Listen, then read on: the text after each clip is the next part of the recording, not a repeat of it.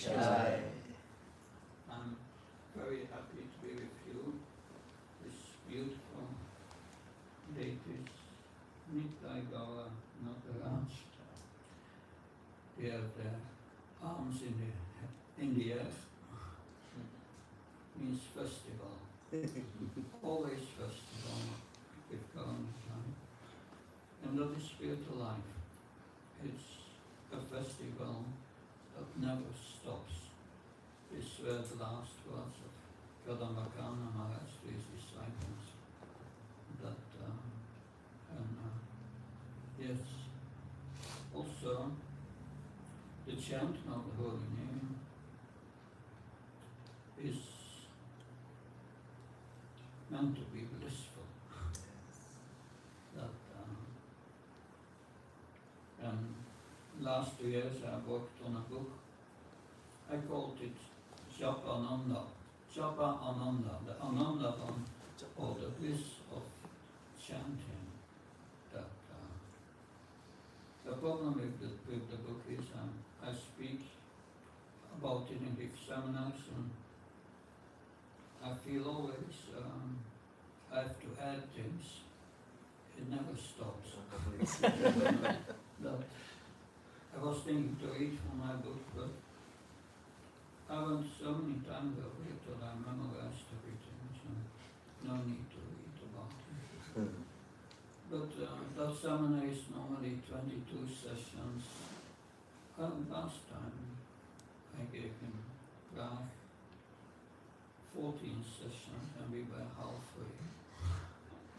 But I will try to give you the essence and my conclusions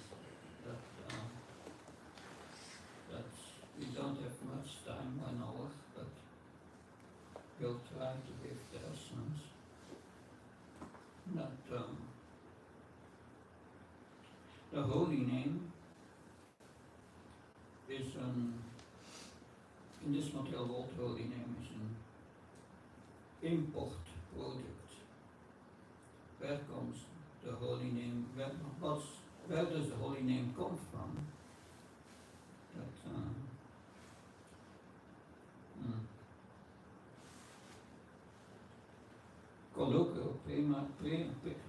Koloko prima redana harinama sankirtana. Koloka prima redana harinama sankirtana. It comes from kolok. Nautam is Narottam Das Thakur says. Import product from kolok. Kolok means Kolok Vrindavan. And 5,000 years ago we had the replica of Vrindavan here in the Bhumi Vrindavan. And in Vrindavan everyone chants the glories of Krishna constantly. Mother Yasoda is while churning butter, she's reciting poetry which are describing Krishna's pastimes.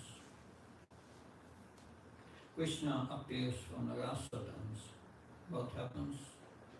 First the gopis, they become mad, searching after Krishna. But finally, what do? Harinam, they chant Krishna's names. And by that they are forcing Krishna to reappear. So that is what they do in the spiritual world, in Goloka, Vrindavan. The holy name is non-different from Krishna.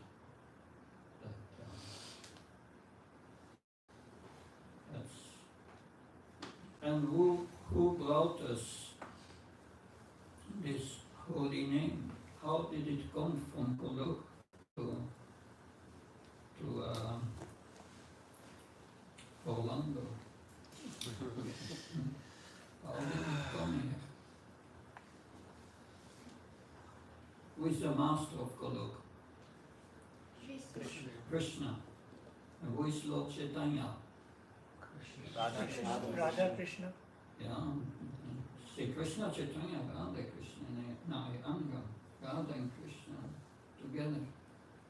It's Krishna himself. Because it's said in the Bhagavad Gita, Krishna says, Sabdam Krishnamam Kamsam Vacham Transavapabhyam Moksishami Macha. Surrender to me. I will take care of you. What's the problem with that? In Kali Yuga, no one wants to surrender to anyone. And Krishna knew that. Therefore, because Krishna puts conditions, he said, you surrender. But Krishna came as Lord Chaitanya in the compassionate mood of Radharani and no conditions. Lord Chaitanya said, just chant his holy names. Therefore, Krishna came as Lord Chaitanya to give us the holy names in Kali Yuga.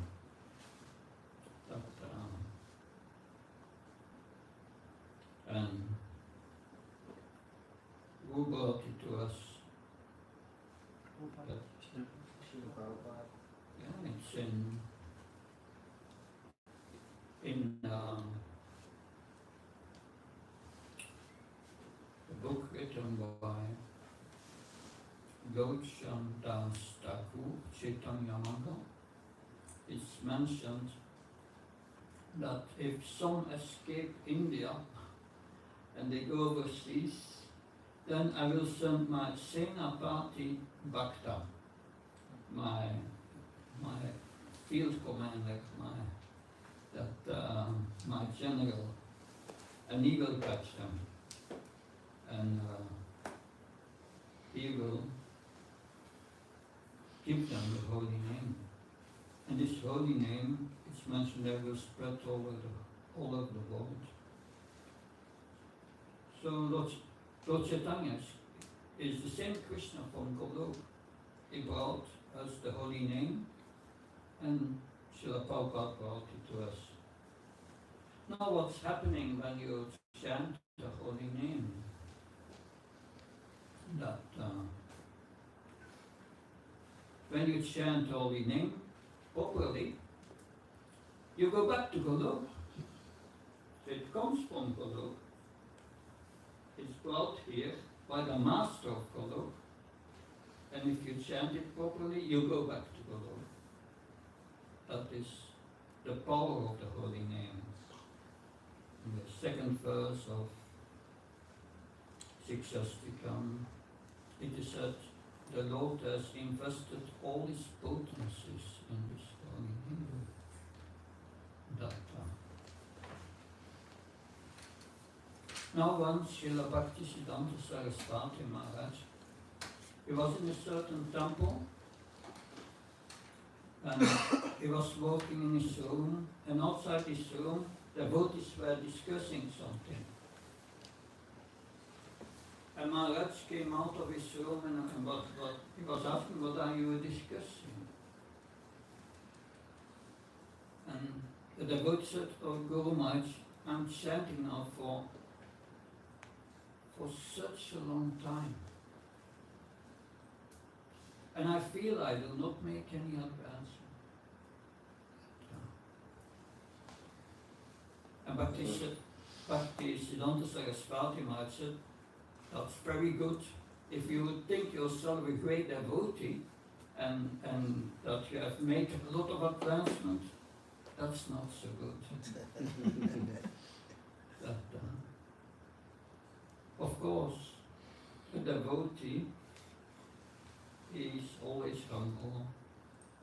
A sincere devotee feels himself the most fallen. But we cannot imitate that. One devotee said to Srila Prabhupada, I'm the most fallen. Prabhupada said, he replied, you are not the most of anything. So it's just a mental game. One must really feel like that. Srila Prabhupada was visiting the Uppsala University in Stockholm, and he spoke to the students that he gave a lecture explaining what's a first class man, a second class man, a third class man, that Peter Prabhu was one of the first German disciples. He was with Prabhupada. And when he explained that, one of the students challenged him and said, you think you are a first class man, yes? Yeah, therefore you sit on this elevated seat and get these garlands and so that Prabhupada replied, no, I'm a fifth class man. And Peter Prabhu could see, he looked at Prabhupada at that moment, and eyes and tears came from his eyes. So Prabhupada really felt like that. Of course, if we feel fallen, like another devotee said to Prabhupada, I'm the most fallen. Prabhupada replied, yes, and what are you going to do about it? So that's the point. If we don't feel we are not making spiritual advancement in the chanting, then the question is why? Why? So, when we chant the holy name, then we have to open our heart for the holy name. And the first thing to understand is that the chanting of the holy name is a process with stages. It's a process we are going through. Like there are 9 processes of devotional service from Shraddha to Prema. It's explained by Srila Vishwanath Chakravarti Thakur. There are 3 main stages in the chanting of the holy name. And who is the expert Acharya in the chanting of the holy name? Srila Haridas Thakur. He was appointed Acharya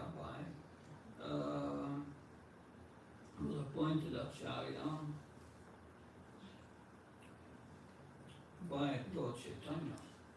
Although Haridas Thakur was Muslim by birth, in his youth he had eaten meat and so on.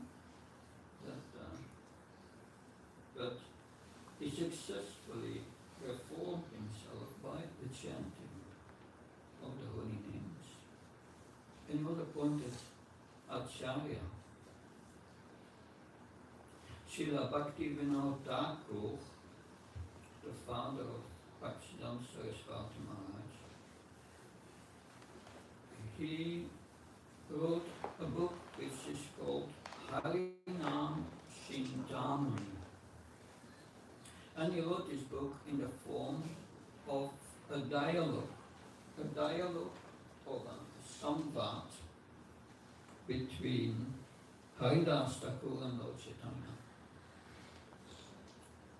He wrote this book in 1900. How old was Srila Prabhupada then? 4 years. Yeah. And in that book, 3 stages, Haridas Thakur explains holy name as 3 stages. That the first stage is aparat, the offensive state, we chant with offenses. That Prabhupada listed 10 offenses. They are coming from the Padma Purana, these 10 offenses. So as long if we chant in this offensive state, we make offenses, then the chanting of the holy names has very little effect. It has effect, but it's very minimal. Only a few anarthas will go, but so as long as we are in the offensive state, the heart does not become purified. Then the second stage is, and Haridas calls this Namabhas. Namabhas means a reflection of the real name. Not you don't get yet the full potency of the holy name, but the potency becomes manifest. Like today reminds me of Belgium, always clouds. There are clouds, you don't see the direct sun, you don't see the full potency of the sun. But still it's daylight, you see things as they are. And so all potencies are in the holy name, but they will only be manifested to us when we give up this apparat, when we give up this offensive mentality. We come into the next stage, Namabhas. And Namabhas is called the clearing stage. So what's the effect when we of the chant of the holy name, when we chant in Namabhara? Very little, practically nothing. What's the effect when we chant in Namabhas? Our heart becomes purified. The anarthas goes. Anarthas means unwanted things in the heart. That all our material desires, they will go. And that's a process that usually takes many years. But the process to start, we must enter this clearing stage. So the effect in the clearing stage is purification of the heart. And when the heart is completely purified, then we come on to the third stage, and that's called Sudanam, chanting the pure holy name. Then we have the full sun of the holy name, the full potency. And when you chant the holy name in Sudanam, what is the effect? What will happen? Go back to Goloka. Please? Go back to Goloka. Then we are on the way, yes. That, you become very absorbed in the chanting, Yeah. very attracted to it. so what is the goal of life? Krishna. Krishna prema. Then you will start to develop love of God. Then it will start. Now, it's good to know in what stage I am. That probably we are not yet at the Sudanam stage. But the question is how to go from the apparat to the Namabhas, to make spiritual advance. How to do that? Prabhupada says you have to give up the 10 offenses. That's one thing. That's in the Padma Purana. But how do you know you are in the clearing stage? What happens in your heart? How do you know? Someone else? That it's important that you know you are advancing. Taste increases. Taste increases. Yes. We get more and more taste. That's very important to know. That if our taste doesn't increase, if we chant without taste, means apparat. Because if our taste increases. Now, of course, these three stages are not different from the general process of devotional service, described by Rupa Goswami from Shraddha to Prema. Shraddha means in the beginning you get some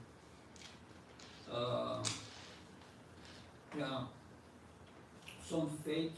You hear from a Swami on the Sunday feast or whatever, you get some faith, and then the next stage is you have faith and you want to know more, so you associate with devotees, sadhu sangha, and then what do you learn from the devotees?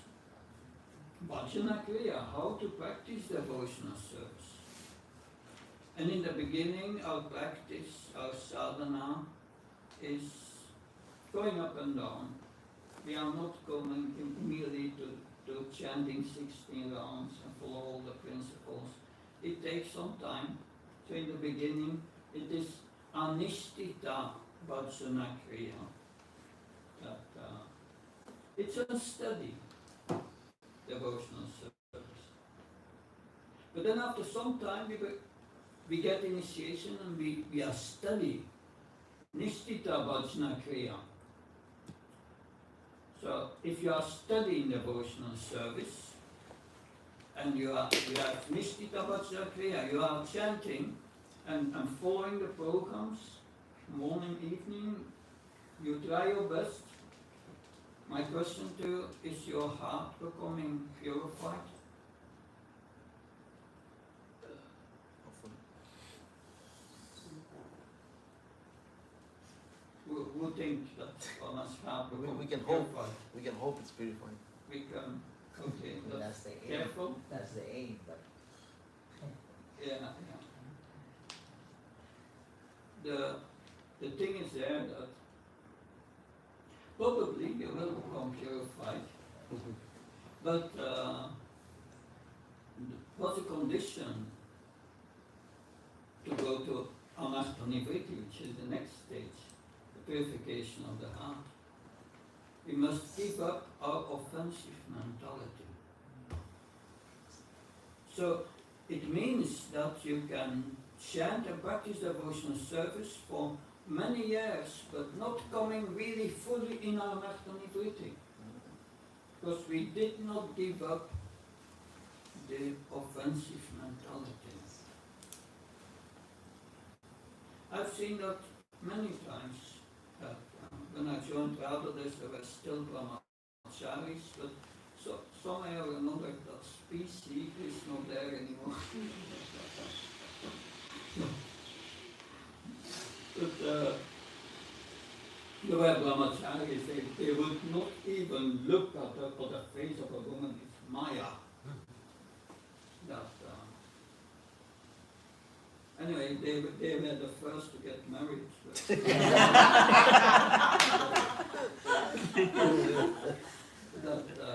But it means that I've seen many of them, they go on Sankirtan for a few years, and then they disappear. You never see them anymore. What does it mean?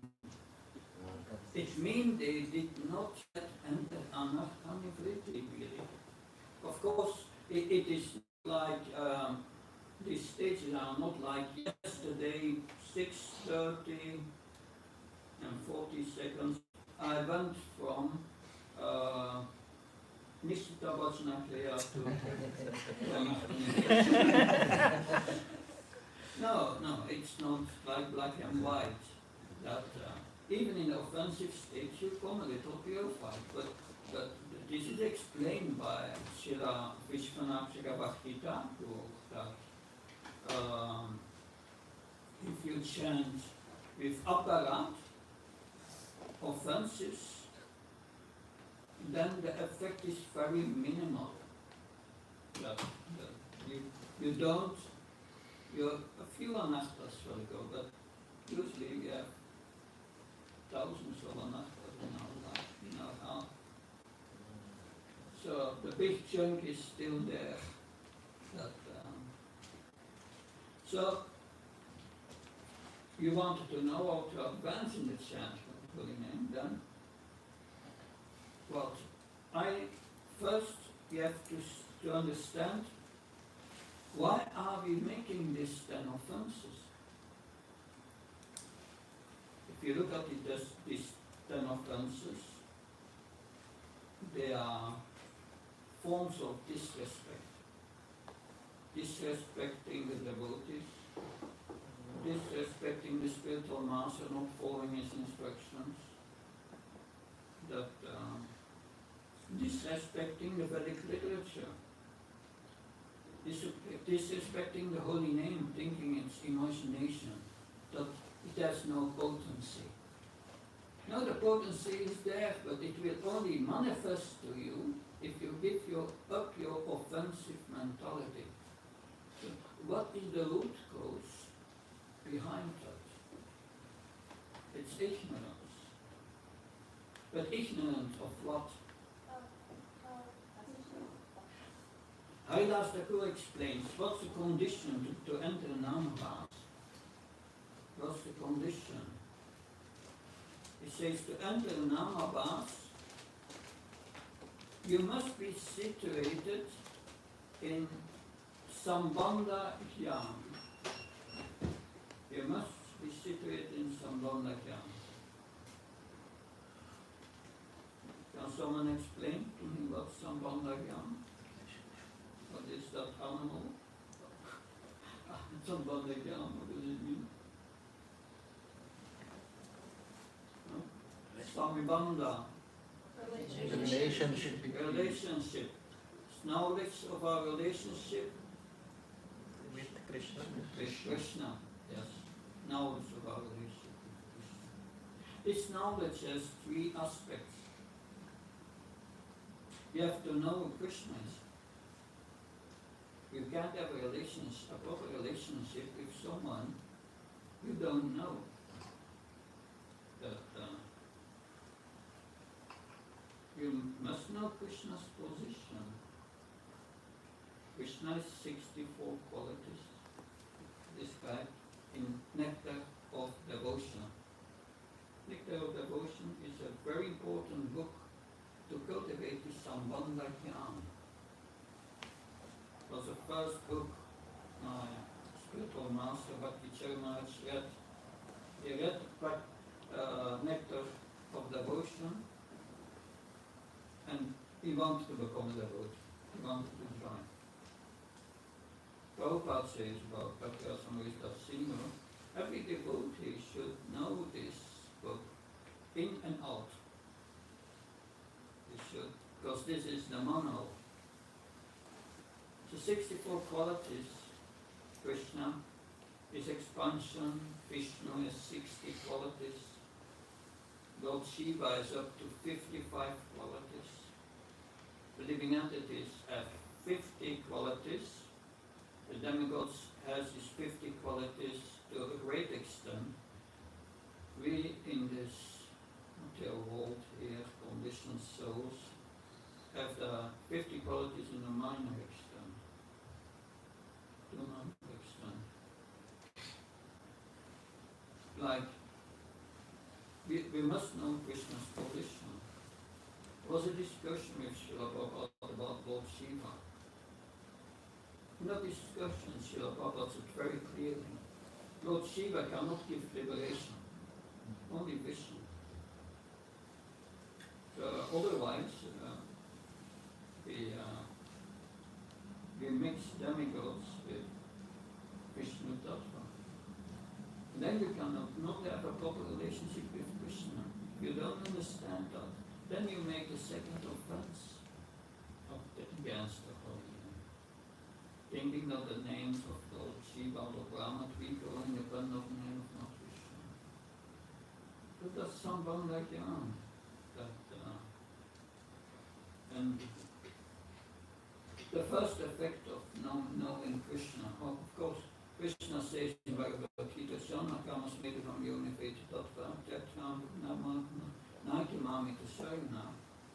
That Janna kamas medham yoniveti tattva jatvam naiti mamita sarana. When you know me and my activities and pastimes, then you don't take birth again in this world. If we know Krishna, then we can cultivate our relationship with Krishna. And if we are established in that relationship, we don't take birth again. So but that requires this sambandha jnana. And if you know who Krishna is, the first thing you realize is, I'm not Krishna. That's important. No matter about it, they make that error that they think Krishna, anyway, that's very offensive. But therefore, the Mayavadis sometimes chant the holy name, but there's no effect. They are not situated in someone like that. It's offensive. Their chant is offensive. And if you know who Krishna is, then we know we are the servant of Krishna. That Gopi Bhakta Kamanayo Dasana Dasana Das. Lord says we are the servant of the servant of the servant of Krishna. That so we must be, if we understand that, we must cultivate a desire to be established in that position as a servant of Krishna. That what is the position of a servant of Krishna? How does he feel inside? How does he behave? Lord Chaitanya said, Trinata Krishna, Nitsanata Ola Krishna, Amanda Madana Chaitanya Sadari, Nadana Majana, Nasumirim Kavata Vashi Shikami, Mamatsa Mamita Mamishri Bhakta Bhakta Art Kitvahi. This is the internal mood of a devotee. He is tolerant, that is ready, is humble. He does not want any respect for himself, with all respect to others. Does not want wealth, does not want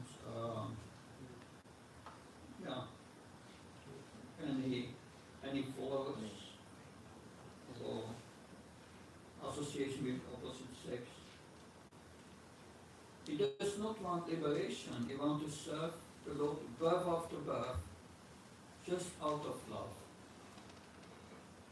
So that is what we need to read, to learn the mood of loving Krishna, how to love Krishna. You cannot love Krishna unless you adopt this attitude inside.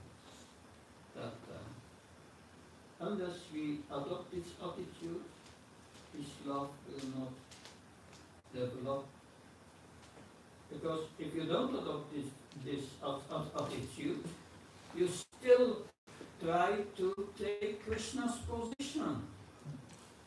That because you think this is for my enjoyment and it is mine. And thing is then, this offensive mentality makes us enter into the duality of this world, good and bad for the body and so on. This duality. We start to chant Hare Krishna, and the mind says, I want to do something different.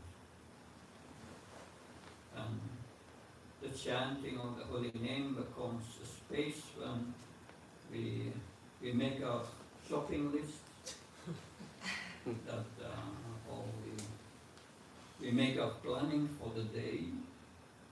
That yeah, maybe the menu for today. But now, when we chant, we must be with Krishna. That we must say to our mind, we will do that later. I'm busy with Krishna. But still, the mind will not allow you. If it's too much absorbed in this attachment and aversion, and unless we take the position of a humble servant of Krishna, we remain absorbed in this attachment and aversion. Raga and Vesha, Lord Krishna in 334, Bhagavad Gita says, aparipantina, obstacles of the path of devotional service. So this is very important. Therefore, Haridas Thakur said, one who is chant Namavas, chants with proper knowledge of Sambandha Jnana, is situated in Sambandha Jnana. That is situated properly in his relationship with Krishna. But all these anarthas in our heart keep us away from God. Anarthas means material desires. Material desires. And material desires means I'm not a servant of Krishna. I'm a servant of my body, mind, and so on. So it becomes sometimes very difficult. It's like someone is embracing a tree and is embracing tightly the tree and says, "Let me go, let me go." But then a wise man comes, the spiritual master, and says, "But it's you who are holding the tree, let it go." And it's like that. We try to chant the holy name, but then all these material desires pop up. And that's completely contrary to the chant. And therefore it becomes sometimes very difficult. But how to get out of it? It looks like a vicious circle that we try to chant in the right position, but we can because of these anarthas. And you're just in a vicious circle. How to get out of it?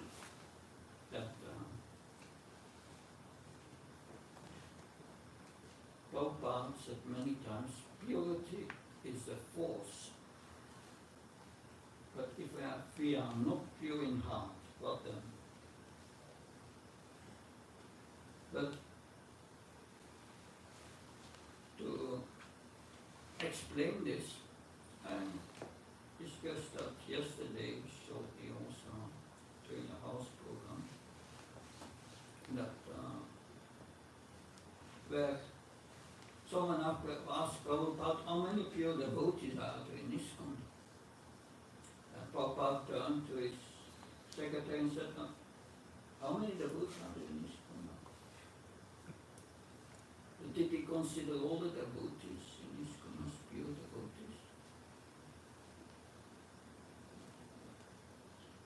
That were they all pure in heart, without any material desire? No. But in Nectar Devotion, he said, "Iyayasya Dasya Karmana Manasakari Nikalas Apavasta Suchiva Mukta Sakuchate." One who acts constantly with body,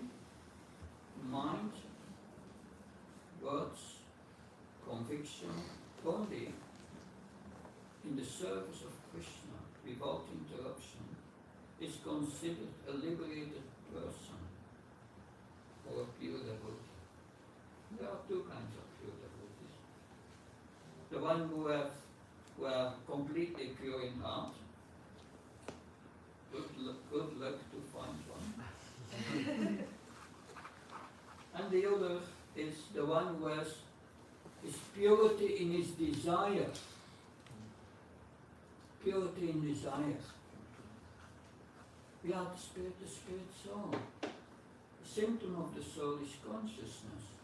An action of the soul is desire. The rest is done by material nature, Krishna says. And if you don't agree, then what does Krishna say? Praktikayamani punikavana salsa ankara vimudavana kartam ityamandate. Then you are a vimuda, Krishna says. Because everything is done by material nature. Who controls material nature? Maya.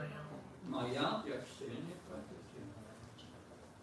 Krishna says, I'm the superintendent of Maya.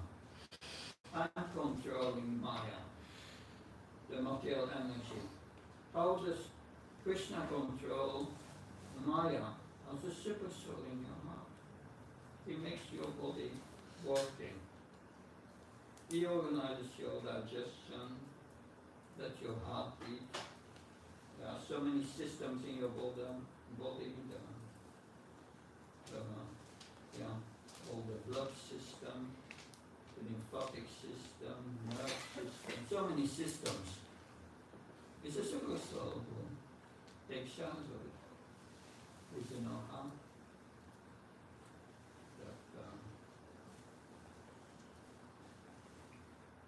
So yes, the spirit soul, the only desire. That's explained also in Bhagavad Gita, 5th chapter, verse 8 to 12. One in divine consciousness, Krishna says, sees that although one is speaking, walking, evacuating, moving his eyes, closing his eyes, and so, in fact he does nothing. Everything is done by material nature. That in 13th chapter, text 30, Krishna says the same thing. One who sees that the soul does not do anything in this world, that everything is done by material nature, sees things as they are. But what are we doing? We are desiring. And Krishna fulfills these material desires, or does not fulfill them according to our karma. That we desire. So now, this desire of the soul, that's the activity of the soul. And in the 3rd chapter of Bhagavad Gita, Krishna says the soul must be active, cannot be inactive. We must desire. If you don't desire, you are a stone, Prabhava. So we desire. Attachment is a symptom of life. But we have the choice to attach ourselves to the material energy and the spiritual energy. In Bhagavad Gita, Krishna speaks about Mahatmas Tamampartam Devim Prakti Ashrita. The Mahatma, the great soul, knows how to connect with the spiritual energy.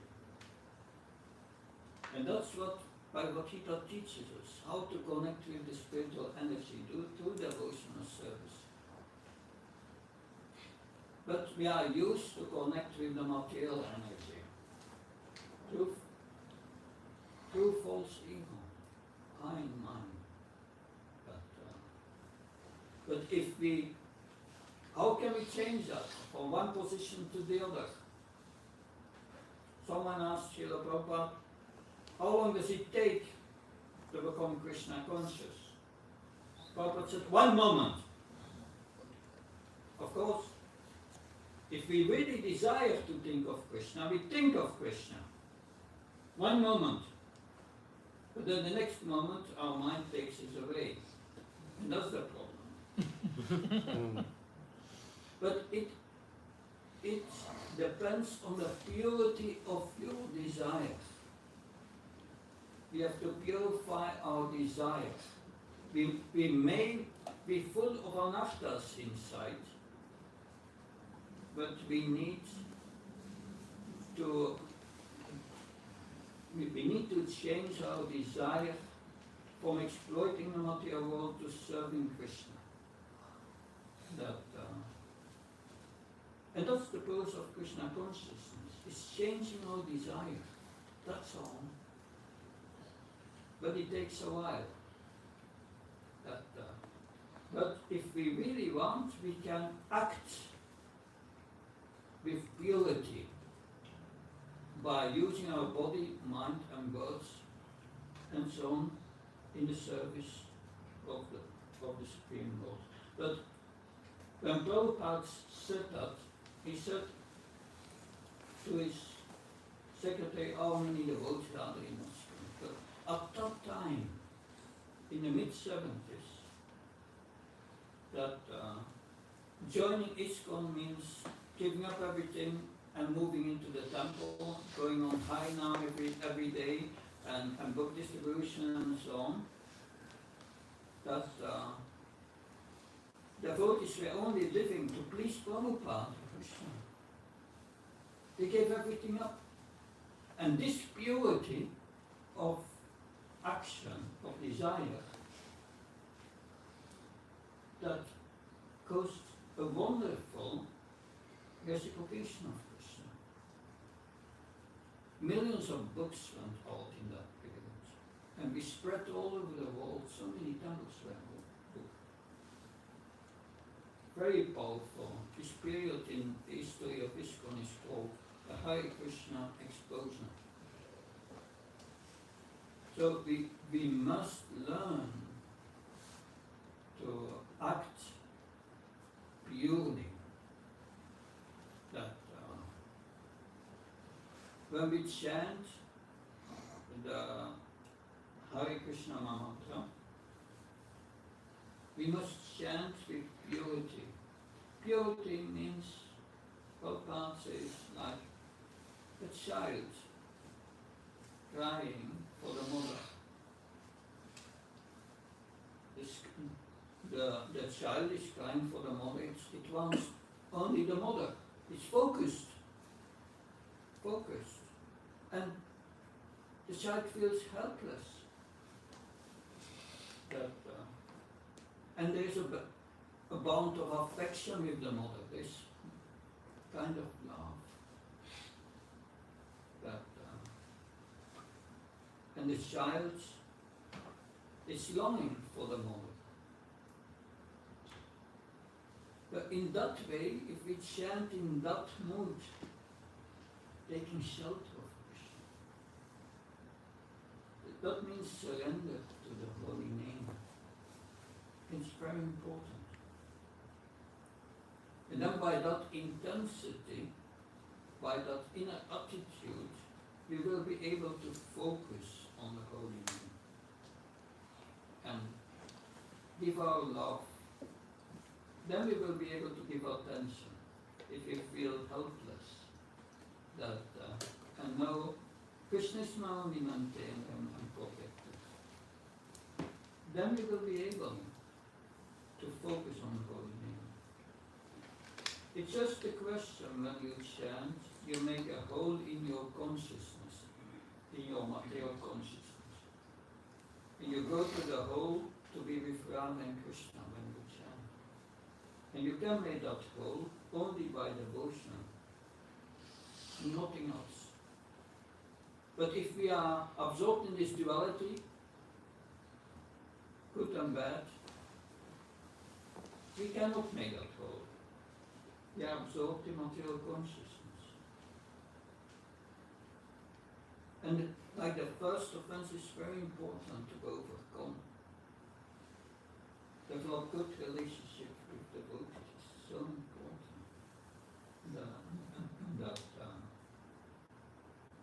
Because if we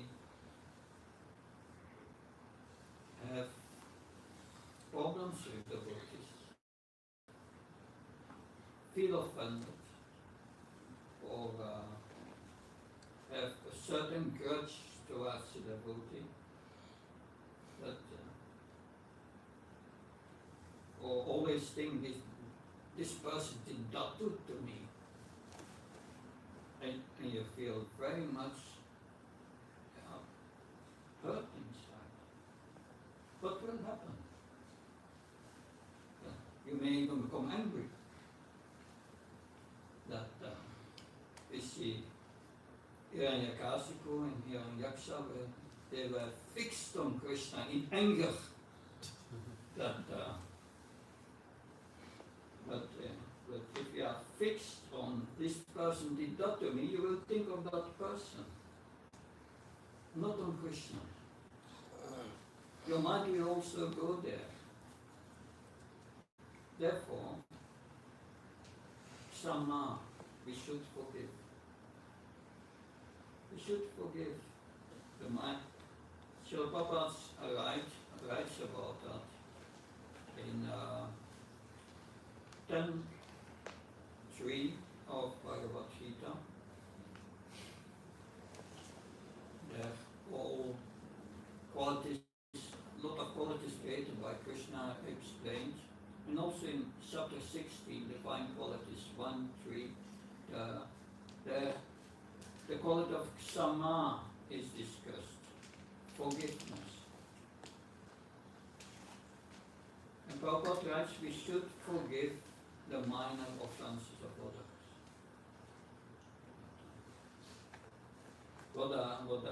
What are big offenses? Like Duryodhan and the ghost, or the aggressors trying to kill the Pandavas, trying to take all their possessions away. Aggressors should be killed, of course. That's the Kshatriya's business, not ours. But that's mostly not the case. So offenses, minor offenses, we should forgive. But today's Prabhupada's quote, same thing here. Yeah, you read it? You should learn to forget and forgive minor offenses, incidents, because whenever there are two men in a place, there's always going to be some misunderstanding. Letter to Garga Muni, January 11, 1968.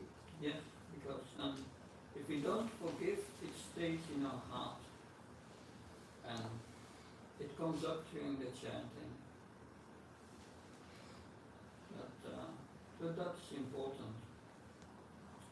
So in summary, that what did I say? That we have to endeavor, the essence is we have to endeavor to come to the clearing stage, namabhasa. We can do that to giving up the 10 offenses.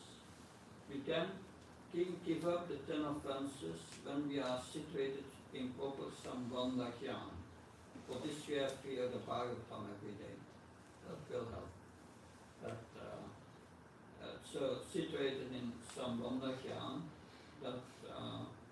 and also give up the then there's a mood of the chanting, the mood crying like a baby for the mother, that give up the offenses,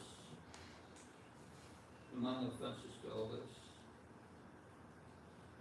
and live a lifestyle in goodness in which you cultivate the pure desire to serve Krishna. That pure desire should become your priority in life. To serve Krishna. And that it's all meant to come to one simple thing. It's very simple. Someone asked Bhakti very much, what does it mean chanting Hare Krishna? Chanting Hare Krishna means, he said, saying to Krishna, I love you. But our mind is busy with other things, we cannot say that. And that's the only problem. So this is a summary of the basic principles. Of course, one has to go deeper in that, and in the next sessions, we will go deeper in that event. But, so thank you very much. Any question? Comment? I Yes. mean, So as you progress through these stages from like Namaparat all the way to like Shuddhanam, that's a sign of like advancement in your own spiritual progress, and you become more humble and you start seeing yourself as more degraded and fallen. So are you actively aware that you are progressing through these stages? Yeah, that we had explained in the beginning, that the symptom of advancement is that you get more and more taste in the chanting. That's the symptom. That's because when you're chanting in Sudhanam, then how do you know I'm in Sudhanam? You feel constantly ecstasy. It's never diminished anymore. But in the Namavas it goes up and down. But still you go gradually up. And the first symptom is you cannot stop chanting, you become attached to it. And then you start to give up your attraction for material things. You start to understand, I'm here very temporary, soon I'm out of the body. What's the use of all this attachment? And that develops within the heart. I'm wondering this question, like for example, if I ask someone to do some service, so I can see, oh, you didn't do the service, fine. But about chanting is something that, or japa, we don't really discuss. If there could be some kind of like a way that, okay, confidential group or something, how is japa, like the example you gave, even as devotees, since chanting japa, thinking of how to expand the temple project. It's a good thing, but not during japa time. At least let's be with Krishna and after that. So these thoughts can come and might be coming, I'm sure, we don't say it up, but maybe they are. I'm trying to see how could we kind of like get together and one, two, or a group, and we share our issues and we try to help each other somehow. You follow my question? Yeah. Yeah, that's my question. The basic to chant in Namavas is being situated in Sambandha-gyāna. To be situated in Sambandha-gyāna, we learn from hearing the Bhagavatam every day. So we should come together every day and discuss together how to apply all the spiritual techniques in our life. And if you are together with the devotees, Krishna says, oh, then I'm there.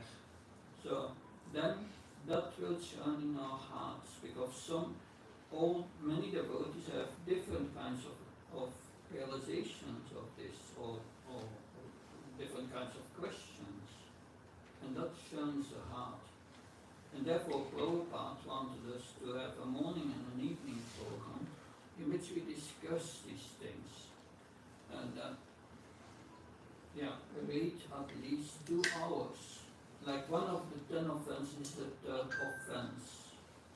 It's called Guru Avakya, not following the instructions of the spiritual master. Srila Prabhupada said to his disciples, some of his disciples, why am I translating these books in the middle of the night, giving up my sleep? It's for you to read them. If you are not reading them, Guru Avakya. So, of course, if we have a morning program and an evening program, we have already 2 hours. But today it's problematic. Before, everyone was living in the temple, but now they are coming once a week. No, we have to have Sangha every day. Organize it one way or another. If you cannot come to the temple, have it on Zoom or whatever, but have contact every day and discuss about Krishna and engage in the mission. But of course, we have also good service. It's a combination of this discussion and this service, and very powerful, because the service pleases Prabhupada. When Prabhupada is pleased, Krishna is pleased.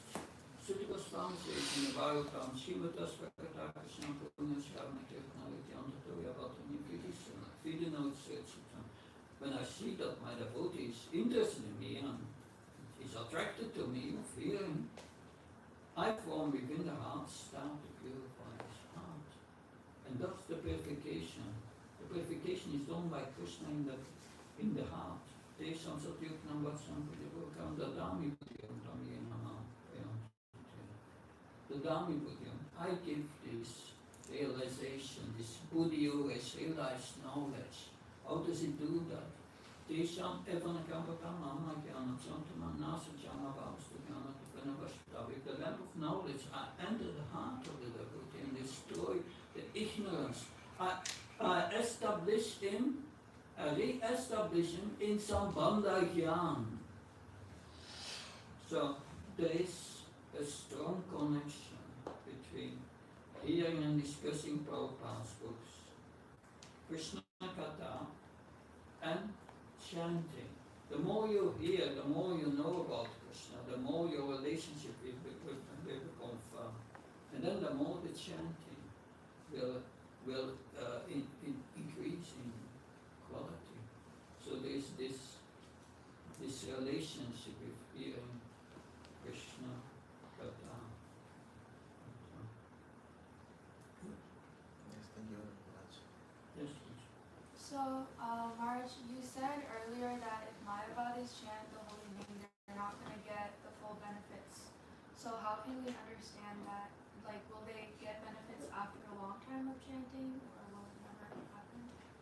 That will never happen by Mayavadis, because they are offenders of Krishna. It's Avachanti Manana Manisham Sintana Ashritam. Krishna says they are offenders. They never can understand that they will go to the darkest regions of hell and say that. So that's very problematic. Of course, everything can happen. That is what Lord Chaitanya said. Brahmanda Brahmati Komya Bhakyavan Shiva Guru Krishna Prashanti Vai Bhakti Beach. We go up and down in this universe, and then by the mercy of Krishna, one meets a pure devotee. And this pure devotee, this Guru, gives the seat of devotional service to someone. And that is the power of a pure devotee. And a good friend, I forgot his name, but the Prabhupada disciple from Mumbai, but before he was a Mayavadi, but his father was a devotee, and he invited Prabhupada, and he was hearing Prabhupada, but he was a Mayavadi, and he said yes.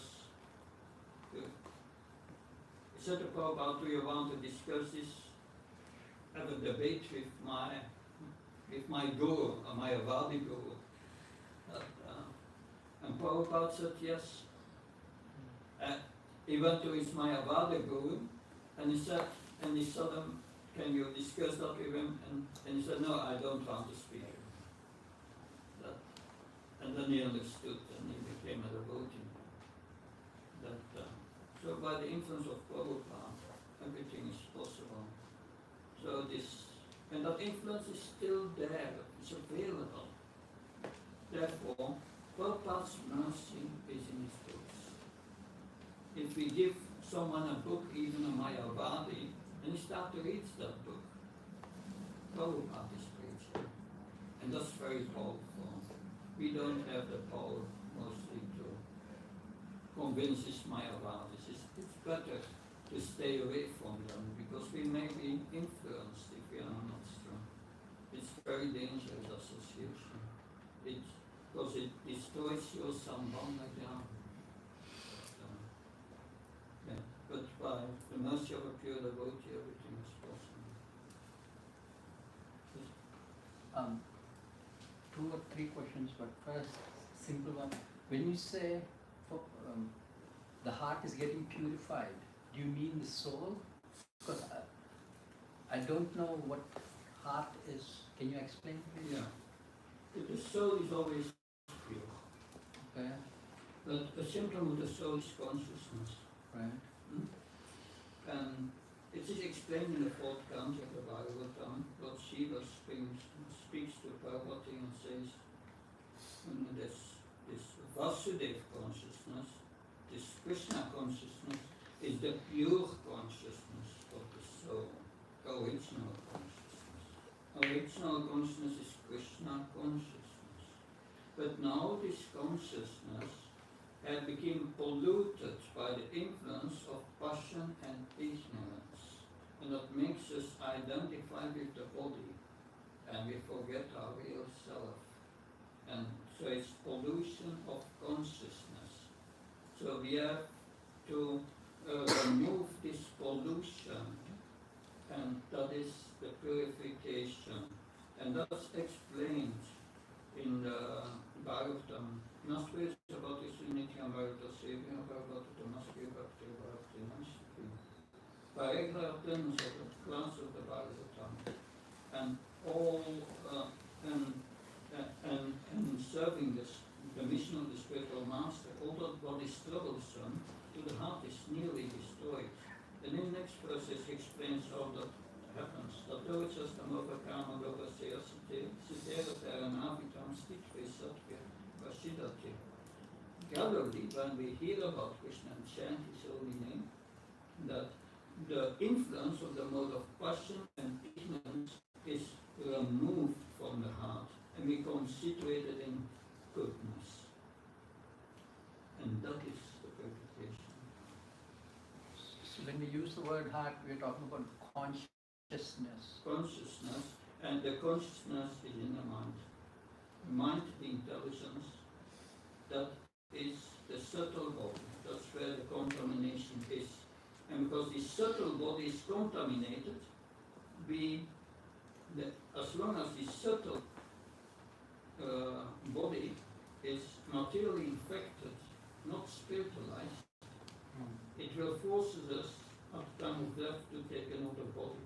So we have to give up this subtle body. The subtle body is with us since we came from the spiritual world. It's too long ago.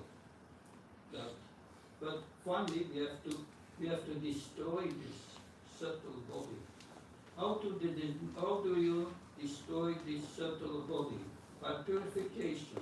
The subtle body has 3 elements: buddhi, intelligence; manas, mind; and false ego.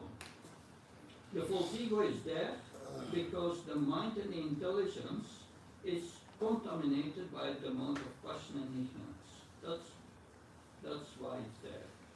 So we have to purify our mind and intelligence. Mind means thinking, feeling, willing, emotions, and so on. How do we purify it? Krishna says, man mana. You think of Krishna. This is explained in Sri Upanishad that Krishna is antiseptic and prophylactic. Antiseptic means when you think of Krishna in the mind, your mind becomes purified, gradually, of this passion and ignorance. And while you are thinking of Krishna, it's prophylactic, it's a vaccine. No new contamination can come in. How we are purifying the intelligence? How do we purify the intelligence? That's what we are doing now, transcendental knowledge. We gradually realize our situation as spirit soul by hearing this transcendental knowledge. And when the mind is purified and intelligence is completely purified, there is no false ego anymore. Your subtle body stops to exist. Your thinking, feeling, and willing is again done by the spirit soul, not by the material elements.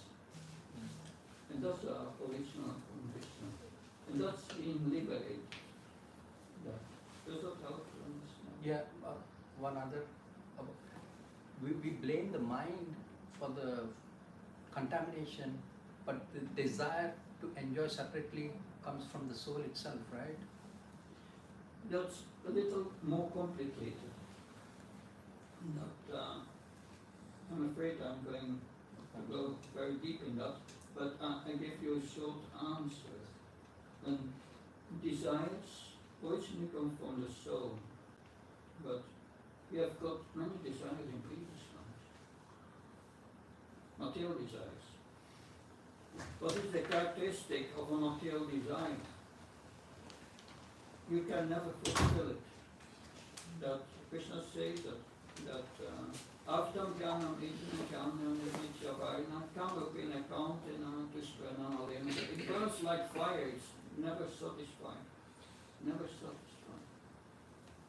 Because it's never satisfied, it remains. And it remains in our subtle body. Life after life. That's called our subconsciousness.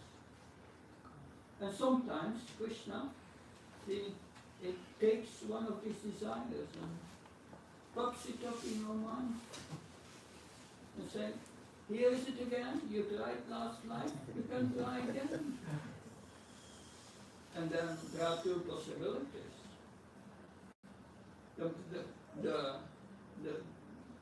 The conditioned soul in this world thinks that desire comes up, that they think that's my desire, because they think I'm the mind. That's nice. But yoga means controlling the mind. If you control the mind, you are not the mind, otherwise you cannot control. That's a very simple thing. But a devotee sees a material desire popping up in his mind. And Krishna says, you try again, but the devotee thinks, oh, what kind of desire is that? Krishna says in Bhagavad Gita, Isam spasyadga, dukayomina evate, atyantavante kantina, nati sharamate putaha. That if material desire means, if you want to enjoy in this world, the result is suffering. You have to pay with suffering. And the devotee sees that desire, material desire, I'm not interested. I don't want to suffer. That's a material desire. Forget about it. And it disappears forever. So that is what we have to learn. That's explained in 270 Bhagavad Gita. Desires come in our mind, like rivers go to the ocean. But the devotee is not disturbed by it. He looks at it and it disappears. The desires can come from different sources. If you are in a sinful environment, then desires will come into your mind. People go in the street, restaurants, they smell and their mind is attracted to that and they, oh, maybe I should taste this, that. So desires come from the environment. The best environment is the temple of Krishna, with Brahmani time. But there you don't have this influence. But their Maya is not so strong. If you are alone outside, Maya is strong. Maya is going to get you. Therefore we need association in devotees. It's our protection.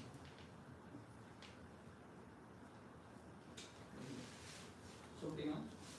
I want to give the others a chance. Okay. Hare Krishna Maharaj. Krishna. So, when you explained about coming to the stage of Shuddha Nam, so if like to come to that stage, we have to give up all our material desires. Yeah. But in especially if we are in Grahasthashram, we have kids, family, friends, and I mean we have to do our duties on a day-to-day basis to raise our kids and family. So how do we come to that stage if we are in Grahasthashram? Yeah. That in the Grahasthashram, it's most important to dovetail your activities in Krishna consciousness. You go to work, do your work internally for Krishna, to please Krishna, not for your job, not for the money. Do it to please Krishna, because you must think Krishna has put me in that position, and I'm his servant, and I must do my best to serve him. This is not ordinary work. This is for Krishna. It must be perfect, first class. And when you do your work, you have challenges. Everyone has challenges. Pray to Krishna, please help me. I'm doing it for you. Give me the intelligence how to overcome this. Take shelter of Krishna during your work. That's in Bhagavad Gita. Yat kaus, yat asnas, yat yustadas, yat yatavasyas kams, mutat kos, mamatapana. Whatever you do, give away, what work you do, and what charity you give, do it as a service for Krishna. So that's not ordinary karma yoga. Karma yoga is we do our work, we don't think of Krishna, and then we give some of the results to Krishna. But no, Chakrashta karma yatra lokayam karma. We have to do our work for Vishnu, for Krishna, to please him, out of love for him. And you don't have to tell that your boss. No. But internally you act like that. And then at home, your children, you try to educate them in Krishna consciousness. They may not want to become devotees. Don't be illusioned.